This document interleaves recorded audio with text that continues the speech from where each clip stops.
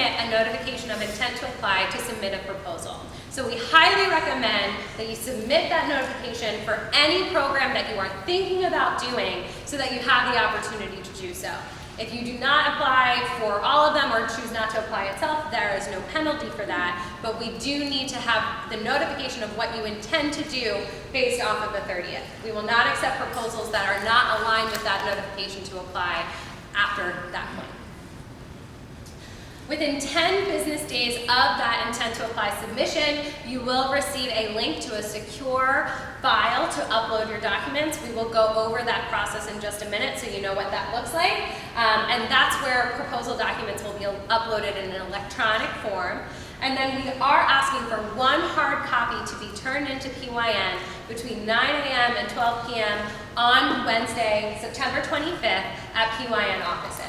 Now, if you would like to turn in your proposal earlier than that, that is more than welcome. You would just need to email and schedule an appointment via PYNRFP at PYNRFP@PYNINC.org.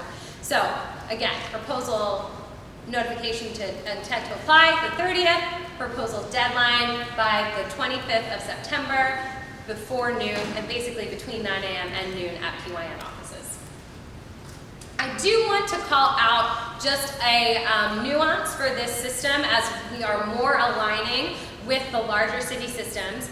Our OST system, for those OST providers that are contracted to operate a high school model, within your OST high school model contract, you are expected to operate summer employment programming, and that is included in your OST contract. However, if you are interested in running programs above that slot level or at a different location, you must submit an application for a proposal through this process. If you do not submit a different application or a different proposal for programs above and beyond your high school slot level, if you are an OST contracted provider, you will not be eligible for additional funding. So if you are running a program for 25 slots at Edison High School and you are traditionally running 50 opportunities in your program experience, you must submit the proposal for the additional 25. Proposal guidelines.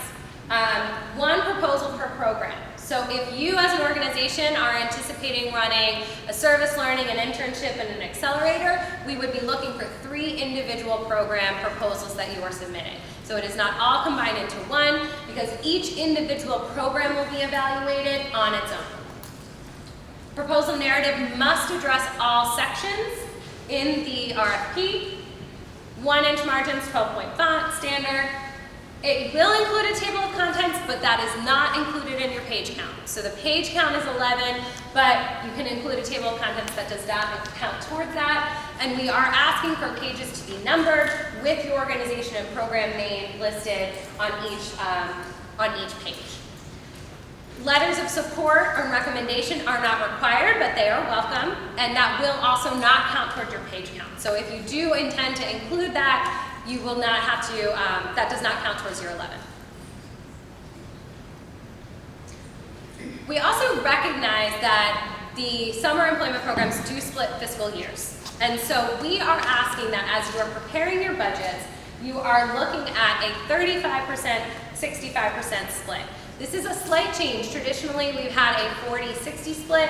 We've heard feedback that there's less need in the startup and more in the program operations, and so we've tried to make a slight shift closer towards that, but we do have to balance funding across both fiscals.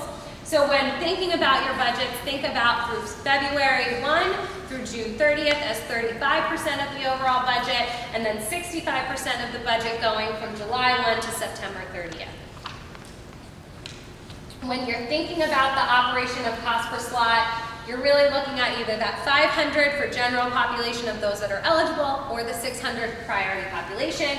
And then in wage-based programs, it is either $8.25 or $9 an hour times 120 hours, or $600 per hour, or 600 incentives or an $8.85 incentive. So a quick little math on this would be the operating cost per slot cap plus the incentive or wage rate per participant, and then times the number of participants. A specific example if you were thinking about applying for a work experience program. For 25 priority population participants, You would say 25 times the 600, which is the 15,000, 25 times 990, which is 825 times 120, and that's the wage cost. So your total operating cost that you would include in your budget would be the 15,000 plus the 24,750, and that is where you would have your total cost that you are building the budget based off of. Your operating cost, that 15,000, is what you would be able to utilize and build the budget for your program operating. That is including both your administrative costs, which is capped at 10%, and your staff salaries, programs, program supplies, and various things. And this is the example of the 25 slots. And will obviously go up based off of the number of slots that you would be looking at. I will call out that we are capping administrative costs at 10% of the total budget, and that and you may use an indirect cost rate if you have a federally approved cost rate. However, if your approved cost rate is above 10%, you still can only do at 10%. The proposal submission process, I'm going to turn it over to Sabrina. She'll walk you through those steps real quickly. Hi everyone, I'm Sabrina Gatine. I'm a project specialist at PYN, and I'm going to walk you through how to submit your proposal online. It's very easy.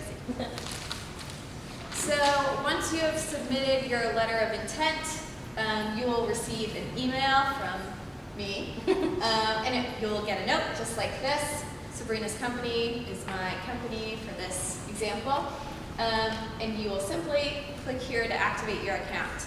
This email will be sent to the 2 contact people who are listed on your letter of intent, but if you need more, just email pynrfp@pyninc.org and we can easily add more. So you're going to click here. That will bring you to this page where it will just ask you to confirm your name and company information. Just continue if it's correct. It will then ask you to create a password. Create a password you will remember. Easy as that. Then you will be brought to your organization's secure individual folder. So take a minute just to make sure that the organization name belongs to your organization. So I'm Sabrina. I'm part of Sabrina's company. This is correct. The folder you will receive will only have the folders for the work models that you indicated you would like to participate in. So for my company in this example, I am interested in participating in all the service models. So submission guidelines. To complete a submission, you must submit all of the documents on the proposal checklist by September 25th at 12 p.m. into this folder. So the documents listed are already on the checklist, but they're listed here just for your convenience. So you must submit the completed proposal checklist, proposal cover sheets, the signed version of the contract amount summary page, and sheet A of the budget worksheet, the proposal narrative, budget worksheet, and legal and financial documents that you may need to upload.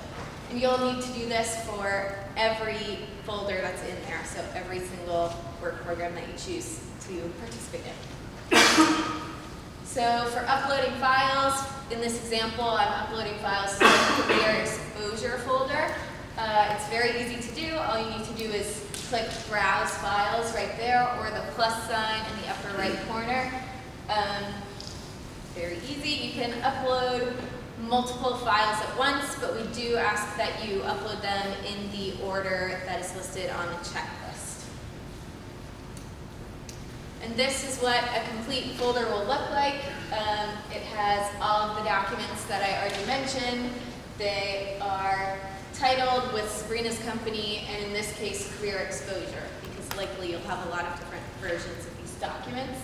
And you'll also have access in this secure folder to an instructional document with these graphics and written instructions if you need help uploading the documents. And I will take your index card questions when we're done. Yep, and so just as the procurement overview, I just want to make sure that folks are aware of the rubric categories that will be given out to our review committee. We're looking at organization capacity and relevant experience that has a weight of 25. Program components has a weight of 40. Alignment with the RFP priorities has a weight of 10. The program quality, a weight of 15. And budget worksheet, a weight of 10. So you will see here on this chart that we have aligned the questions that would be aligned to these various categories. So for example, organization capacity and relevant experience are aligned with questions A1, A2, B6, C14, and C16. And so we have this chart and it will be available on these slides, so for your reference. So as you're going through, you'll know which program elements are aligned with the categories that are there and the weights which those categories will be evaluated based off of the review rubric. We wanted to make sure you had that information as you go into your development of your proposals. So just to recap, and look at me, I said I would try and get you out of here in an hour and a half, and I stuck to my guns. So basically, we released the RFP on the 12th. We are here today on the bidders conference. The date for the notification of intent to apply is the 30th of August. That also is the last day to submit questions related to the RFP. As I mentioned, questions collected today will be posted by next Wednesday, the 28th. So our intent is to make sure that many of the questions that you may have are answered prior to the deadline of the notification of intent to apply. And then any additional questions that do come through will be responded to. The last date to submit questions is the 30th, and then we will do our best, no more than a week past the 30th, to post questions. The proposal due date, as we referenced, September 25th by noon. The review and selection period will really span likely September, October, and even potentially into November. We are dealing with the holiday season, so some of these timelines have been taken into account. Holidays that will be coming up. Selected applicants will likely be approved by the end of December through the various funding partners, and then in early January, by January, you will receive your notification of awards, and then we are expecting contract start dates no later than February 2020. And the contract period would be February through September of 2020 for this current procurement cycle. As outlined in the RFP, this current procurement is for the February through September. We have an option of up to a 2-year renewal process at the availability of funding and at the interest of PYN and our various stakeholders. And so for anyone who has been through this process, it could be up to a 3-year opportunity for renewal over from summer 2020, 21, and 2022, as crazy as that sounds. But it's only guaranteed in this current cycle for summer 2020. And so just to review, questions, you can write anything down. We will collect them before you leave, or you can choose to simply submit them via our email inbox, and we will make sure to address them as soon as possible. Okay. Thank you, everybody, and we really enjoyed being able to share our RFP with you.